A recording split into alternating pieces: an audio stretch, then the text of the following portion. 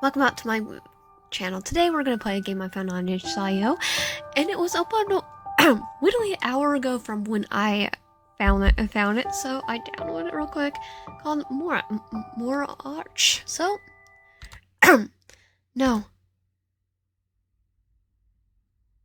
Emily kapoots out of her nightmare with a scream lodged in her throat. She clutched the front of her shirt, her heart bashing against her ribcage like a trapped bird trying to escape the confinement, the room coming into focus as she blinks away her tears. She left shaking as he glances at the familiar blinds strewn about in the room. The only source of light comes from the computer in the room. She presses a hand against her forehead. What a horrible nightmare. But that's all it was. Just a nightmare. Even so, she can't shake the feeling that it felt so real. Evelyn gives up a quiet sniffle as she looks at the sleeping figure next to her, her eyes fluttering as in his sleep. A ray floats into her at the sight of him. She gently reaches out and lets her hand drift through the soft strands of his hair. He's here. He's okay. She's glad she woke up. The man beside her stirs when she withdraws her hand with that last thought.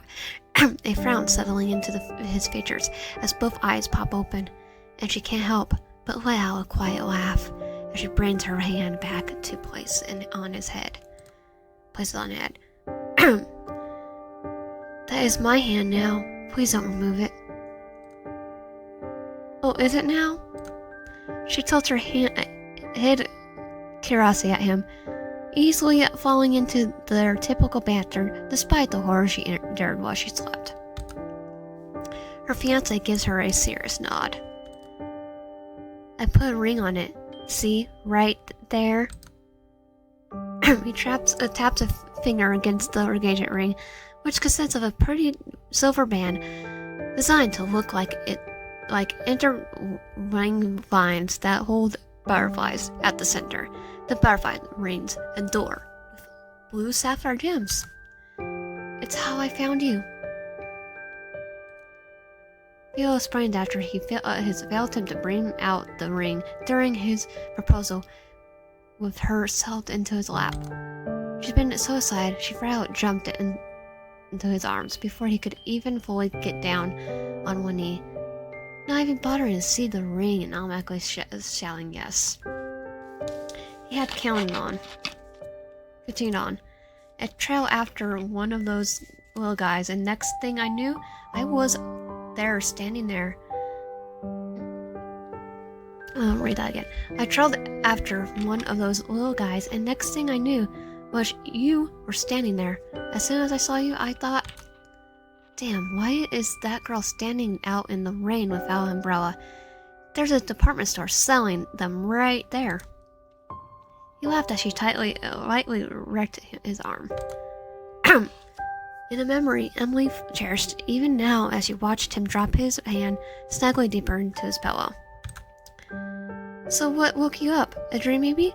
Oh, I know. It was a sexy dream about me, wasn't it? He didn't wiggle his eyebrows. You have to reach a little lower than that if you want to get my engines revved. That's okay. I'll let you try again. Ellie rolls her eyes at him, but at the topic of her dream, she swallowed hard. A knot formed in the center of her throat. It was horrible. I had a dream that you died, and I was stuck somewhere. I couldn't get to you or your body. Just her bottom lip trembles as she recalls the nightmare in its entirety. The crushing horror of the man who she loved, being dead but out of reach, her hands chained and bound to some wall. I'm gonna take a guess and say that's not a dream and it's actually reality. She's concussion him. She feels Theo reached over and rubbed her back. Then she drew draws down into his arms. His familiar scent surrounding her as she burrows her face into his chest. He smells and feels like home. I know I'll cry too. My life insurance payout would be really tight. Your fiancés would never recover from the household alone. He shrugs and she can't help but laugh, lying her arms around him. She's glad he's here. Love you too, Theo. Love you too, my nation's little sugar plum. He kisses the top of her head, and she feels his breathing slowly fall into rhythm. When he feels her eyes slowly start to close. And while they open again, she finds a faint light hitting her from a distant window. When she looks over, she finds Theo lying there. Good morning, Theo. She whispers, her voice soft and quiet, a little raw from yours due to the lack of use. I had a dream about you, a nice one. Would you like to hear it? The man lying next to her doesn't respond. His body, just out of reach, the soul reminding inside of it long gone. She closed her eyes as she leans against the wall, her wrists and ankles chained to the concrete. You were lying next to me in our bed. I woke up because I had a nightmare, and you were the one to cover me, like you used to. I got to hold you again, and hear your voice. I miss your voice. The corpse of her fiancé doesn't say a word, but he listens. Her only companion in this cold basement. Over her heard, she could hear the footsteps creak. The person upstairs who killed her fiancé and who knocked her down here, right next to his lifeless body, likely making breakfast and getting ready for the day. It's about half an hour before she hears the creak of the basement door. And he looks up into the face of their captor. In the engagement ring Theo gave her, resting right in her captor's ring finger.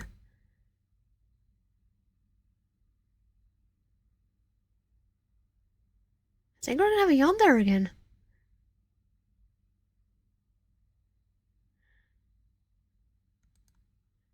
Hey, if you like my content, please subscribe, like the video, help out, and comment down below. I'll see you guys next time.